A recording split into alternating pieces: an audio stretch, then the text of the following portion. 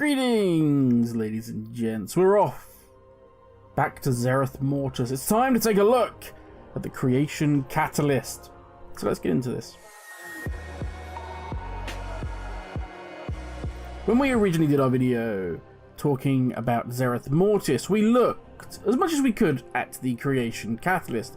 But sadly back then it wasn't functioning. You kind of do the storyline leading up to it, but it wasn't actually there to play with. Now, in the recent PTR build, the catalyst has been activated, so now we can start having some fun. The catalyst is located to the very south of Zereth Mortis, you can see here on the map. Now we do have to head there for chapter 4 of the 9.2 storyline. For those wondering, this story arc is required to actually access the raid location as well. So it's quite a big, important story. Now in terms of when can we actually start interacting with this and start doing things, well, the creation catalyst will become available week 8 of 9.2. At that point in time, we're going to have very limited charges to be able to use this, around 1 per week. Now this will increase over time until we're gaining like a charge every other day. Also worth noting, once unlocked, this will be unlocked for all of your alts as well. So you can be playing on your main, let's say halfway through 9.2's life cycle, you decide, hey, I'm going to go and play this class. When you go there, all those charges would have been backed up, so you'll be all good. You're not starting again from scratch, which is brilliant. The catalyst itself is actually really simple to use. It has literally like 2 slots. The one on the left hand side, once clicked upon, will show you all of the items that can be used within the catalyst. Now bear in mind, these do need to be from Season 3, end game activities, Mythic Plus, rated PvP, or the first one, Raid. And the interesting thing is here that should the item be able to be upgraded, for instance PvP gear or the M Plus gear, it will continue to be able to be upgraded, plus it will keep any sockets or random secondary stats, you know, things like leech or indestructible or avoidance.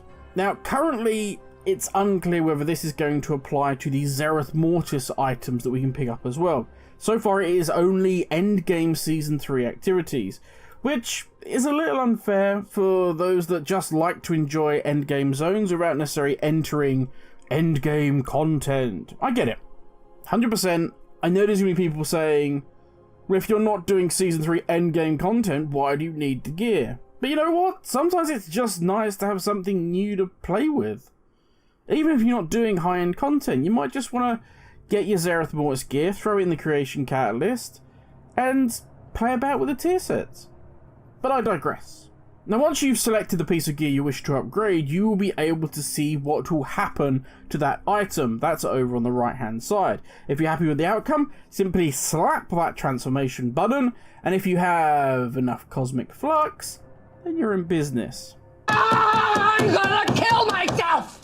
Wow. Ah yes, my friends, we have another currency to collect.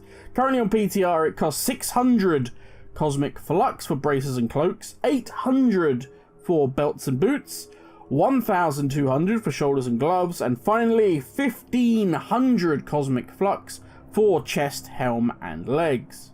Now it appears, at least on PTR, you will be able to gain around 500 cosmic flux per day. And worry not, for those of you that hate Torghast, it isn't just from doing Torghast. Very much like research was in Korthia, you'll be able to do a number of different things to be able to gain cosmic flux.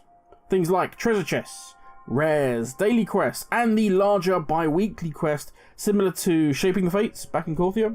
And again, just like Korthia, you'll also get larger one-time flux treasures. Yes, for those like myself that do love Torghast, you will still be able to go in there and grab some cosmic flux. They are adding 4 new layers, taking it all the way up to layer 16. Now layer 13 adds 70 cosmic flux, with floor 14, 15, 16 adding 10 each level, for a total of 100 cosmic flux should you just go in and clear layer 16.